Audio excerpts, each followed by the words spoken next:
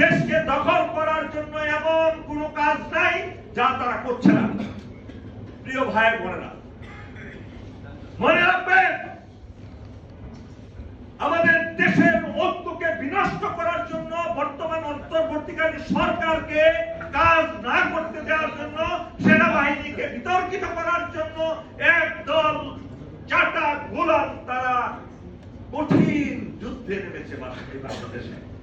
আমাদের প্রিয় বাংলাদেশ সেনাবাহিনী জেনারেল ওয়াকারুজ্জামান অত্যন্ত দেশপ্রেমিক এবং সাহসী ইমানদার একজন সেনানায়ক। তিনি যদি সেই দিন হাসিনার এই হাসিনার গোলাম হয়ে থাকতেন, পাঁচাটা গোলাম, তিনি সেটা কখনো হন নাই। উনি প্রমোশন হয়েছে, আল্লাহ দিয়েছেন তাকে প্রমোশন। অন্যান্যদের মতো, অনেকের মতো তিনি সেই